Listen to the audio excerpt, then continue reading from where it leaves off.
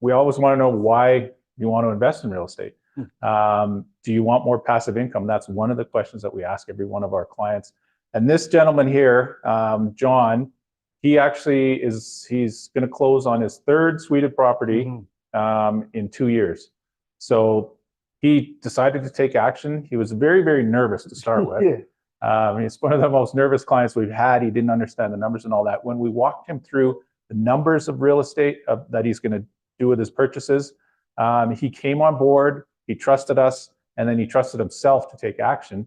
And like I said, he's on his third suited property. This one is a legally suited property down in Seton. He's going to actually move into the top suite so that he doesn't have to pay capital gains when he moves out. He can put 5% down on this one as well. So he is going to move into it. He will get that income for the basement suite because it's a legal suite. So he can use that income when he goes to purchase his fourth property, which he wants to do within the next 12 months. So. Yeah, and what's funny about John, he would come to the sessions when we only did sessions in person. John actually works in San Francisco, is it, or LA? In San Francisco. San Fran. He works for, I think, Google. Google. Yeah, he's remote now. And so he came to one of our sessions, and he wanted one of those brand new infills with the basement suites back then. This is like 3 or 4 years ago, 3 years ago. And we kind of said, you know what, at that time, yeah, the hospital was built out in that way, but there wasn't much other infrastructure. So we said, let it develop a little bit more. And we went off and bought him a property in Canyon Meadows, not far from the train station. And then this property here behind him is in Fairview. And every property he's bought, Tim, has gone up 100 to, in some cases, $200,000. These two properties, 150 to 200,000. And now he's in the property that he wanted initially. Yeah. But by delaying gratification, he got to roll. And this is the whole magic thing about real estate and creating this passive income that can help you or propel you into other properties. This magic thing happens, which is happening right now, where it just goes up in value, and you get to tap into that equity and release those funds and pour it into another property, and then pour it into another property.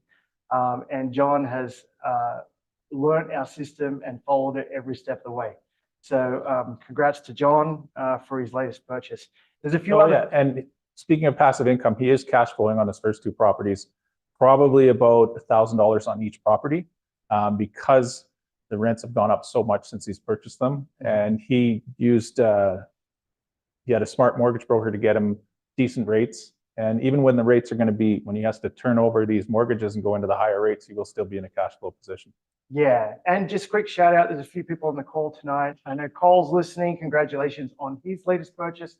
He just bought a builder's lot in Bowness, which now the plan with that property is to legalize the basement suite, which we will do a progress report with Cole. He allows us to do it. You can see his first two properties on our Crew TV. We actually do walkthroughs with Cole. He owns another fourplex in Bowness, and he owns another property in Canyon Meadows as well. And then Pat and Jenna just got their first suite of property in Altadore as well. So congratulations to those investors. Yeah, so what we're going to do quickly here, we've got to go through these slides quickly so we stay on time, is the 3 rates of return that we always instill in our clients to pay attention to. The first one is capital appreciation. We're using a $400 average house price. It'll be a condo right now because that 3.5% yearly increase in 25 years when the mortgage is paid off, that property will be worth roughly $1 million. So we use these round numbers just so that our clients can, new clients can understand what these rates of return are doing. The 3.5% is Calgary's 75-year average, so we're very conservative. We don't go off the 12% that's happening today or the 8% last year, the 7% the year before. We use 3.5% in all of our analysis so that it's realistic numbers. And now if you do get the 12%, that's just a bonus. You know, you'll get to that $1 million property value way quicker, but we use a conservative analysis. And like I said, if you bought something for $400,000 today, in 25 years, it's worth $1 million. Yeah, and you know what? As Tim said, 12% is the average. On condos right now, it's 17%. That's what's going up right now, which is roughly $10,000 per month. Calgary condos are going up. And townhouses at 19%, so they're even doing a little bit better. But as you know, we live in Calgary. And over the years in Calgary, guess what? Tim and I can speak to this. The market has gone up and down many times. When I say many times, at least 3 times since we've owned the real estate we own in Calgary. What does that look like? We could tell you in the world financial crisis in 2009, 2010, I guess it was. The market there at that time, the values were on average 440,000. And we had this worldwide economic meltdown, and the market here in Calgary shifted 10%. It went from 440 to 400. And Tim and I were holding on to a lot of real estate back then. And we could tell you in the next 4 years, from 2010 to 2014, it went from 400,000 all the way up to 484 average. And Tim, it sat there for the longest time. Like condos actually dropped significantly just because of the oversupply. But the average price in Calgary was sitting around just under 500,000 for many years. And those were the good days to go and invest. I could honestly tell you the average day for us as realtors would be, we would look on the MLS system, pick 6 properties out, go show the client those properties, and do our analysis like we do on every single property. Wait 2-3 days, choose a property, put an offer in, maybe go 30,000 below, hopefully get it 20,000 below. Okay, you're dreaming if that's happening right now. Like absolutely dream. We're listing a place in Spruce Cliff. I was just there before this meeting tonight, taking photos. It's going to be a complete gong show. This property's coming on the market for, we put 725. We're expecting maybe 17, 18 offers. We'll show it Thursday, Friday, Saturday. It's got tenants upstairs and down. It's legally suited. And we work with tenants. The best way for us to work with tenants is to work out a time slot in this market that we're allowed to show it, not ring them every time there's a showing. Have a time slot. And there will be maybe 50, 60 showings, 50, 60 agents. Tim was in a showing the other day with our fireman, Steve. And Tim, what was going on in that house? It was like a madhouse. There's realtors all over, clients all over the place. Nobody could keep a track of anything. Keys were just being handed back and forth. And as it turned out, that house was in Lake Buena Vista and it had 20 offers on it and it sold about 150,000 over list. So yeah, you're seeing crazy stuff. The days of, showing, like Azad said, a bunch of houses to the same client on the same day, that's long gone. We may come back to it. It all depends on what happens in the economy. But right now, like Danielle said, you got to be prepared for the, get to know your financing ahead of time so you know what you can expect when you go out there and shop for properties. Yeah, and if you're not working with us as your realtors, you got to rely heavily, heavily, heavily on your realtor to understand if you do go unconditional, what the impacts could be on that, and are you paying the right price? Yeah, so the second rate of return is that mortgage pay down. You get into a 25-year mortgage, whatever your mortgage amount is, over those 25 years, it's going to be paid down to 0. This is what we stress is the best rate of return in real estate, because if there was no appreciation, and there are some markets that you don't appreciate very much, Winnipeg is one of them, but if Calgary didn't appreciate at all for the next 25 years, if our average stayed at 608, well, after 25 years, your mortgage is going to be 0, and you're going to have 100% equity in the property. So if you bought a property for 608, you're going to have $608,000 of equity sitting in that house. Yeah, and I hear like people thinking about or talking about the capital gains tax. To be honest, we're realtors and we actually tell our clients, don't sell your rental properties unless a couple of things. And we're doing this for this client in Spruce Cliff right now. He's taking his money, he's sat on his property, he's going to make 350 grand, I think, or put 350,000 in his pocket. But then we could take those funds and then, if he wants to, choose to, put it out into the market that's really hot right now, which is condos, townhomes.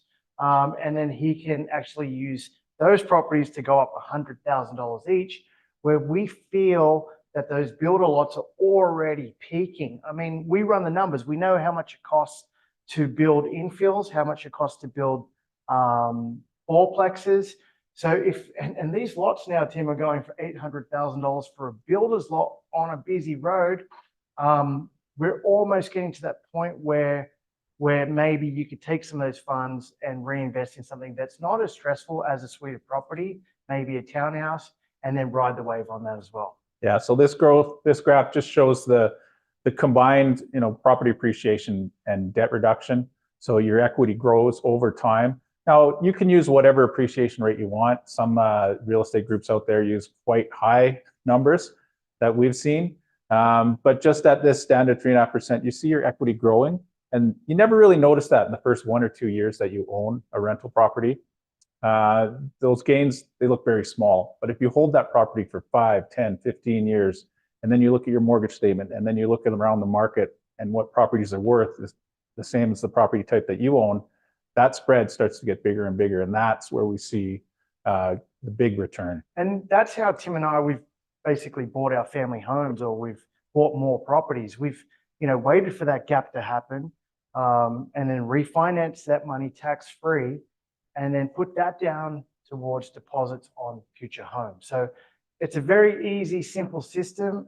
The key is picking the right property to do it on. And if you pick the right property, you'll get there faster. So you want to go into, we call spillover suburbs, or blue chip communities that the young people these days will go and rent those properties for premium dollars. So you're cash flowing every step of the way. And as Tim is showing, you get that appreciation. And if you're in those communities that are going to go up faster than other communities, and we're having some fun this year because we're going into communities that we normally aren't in. We're spending a lot of time in Bowness. I could tell you, we did a session like this 4 years ago, 5 years ago, and after I had someone talking to me saying, "How dare you talk about Bowness?" But Bowness, I could tell you, and places like Ogden and different areas around Calgary, there were problems. There was druggies, and still today there's prostitution, and you got to watch out. But back then we had the bikies, we had a lot of rundown properties. And guess what's happening to those rundown properties today? Like, there's beautiful homes going in, beautiful infill. So the communities are turning over. And what we're noticing is that the city goes in first, and this is happening out on 37th Street in Outdoor there.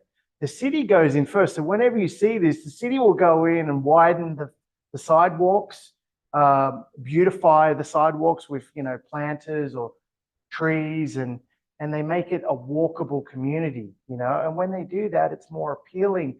The developers are coming in after that. And when you see the multifamily go in and you're holding on to those builders' lots, they're the best way to make money in Calgary right now, just because it gives you multiple options for your exit strategy. And Tim, we talk about exit strategies so much over the years. It is so important to get a property. People come to us and we tell them, no, don't buy that, because it's a single-use property. What does a single-use property look like? A single-use property would be something in Tuscany, like a cookie cutter in Tuscany. There's not much you can do with that. Yes, you can legalize the basement suite, but that's probably it. Whereas if you had a good bungalow in a good neighborhood, you could knock it down. You could actually suite it, legalize it for the time being, pull some money out if need be, so you can keep growing your portfolio. You could renovate it, you could knock it down, you could put a 4-plex. Right now, they're putting 8-plexes on 50-foot lots, 8-plexes. So that's a 4-plex with basement suites. And we're working with the development companies to do it. And we're so excited to see the end result for our clients like Cole, who's on the call right now, to pull something like that off in the near future. Yeah, and so we don't want to wade into the rezoning debate. I know there's quite a few people who live in certain communities that they don't want it to be rezoned. When we put our clients in lots that have the rezoning potential to go an 8-plex or a 4-plex, we're looking for lots that will fit within the communities, because some of these developers are suggesting putting a 4-plex or an 8-plex on a lot where there's no parking within the community, and you're just going to tick all the homeowners off. You're going to have high turnover for the tenants in the future. So we choose the lots that tick a lot of boxes, like there's lots of parking, lots of street parking. You have to have parking in the units, whether it's a single garage or a double garage. So we're very selective when we choose these builders lots for our clients. The zoning debate will happen at City Hall. We can let that go. Where it falls, who knows? But we work within the existing rules right now, and we've had success for our clients. Yeah, getting back to this graph just here, Tim and I, when we looked at the numbers for the rents down below, we were like, oh, they seem a bit high. When we first got into the business, a main floor suite in Acadia, say, when we owned in there or wherever, would go for around $1,200. That would be it. The basement suite would be $800-900. That'd be max, right? Yeah. Back then. So we were pulling $2,000 per property. Our clients right now are pulling $4,000 minimum. per property. $4,000. You have 10 of those, you know what? You're doing very, very good. So, Tim, if you've read our book, Fearless Real Estate, you'll understand exactly what we're telling you, that there's definitely money in this market right now to be made. And the rents, we thought these rents are high, but now they're getting $50,000. And Tim, some of the Airbnb properties are just off the charts, especially through Stampede period as well. Yeah, and with cash flow, a lot of investors get into the game and they want a cash flow. They want it to replace their income right now. So they'll buy these rental properties and they want this cash flow to replace their current income, whatever it is, whatever their job is. It just doesn't work that way at the beginning. Because you're highly leveraged, your cash flow is small, but over time, you can build and build and build that cash flow, and it definitely can replace your income. We've got some older clients who've been in the game for 20, 25 years. They retire from their job, and they don't miss a beat with their lifestyle because the cash flow from the properties that they've owned long-term just maintains their lifestyle. Yeah. So once those mortgages get paid down enough and your cash flow starts to rise, you can replace your income, but we have to stress it takes time. Not only that, that couple you're talking about, they actually can qualify for more rental properties from the initial rental properties that they own. So that's the level that everyone strives to get to. So you're not working.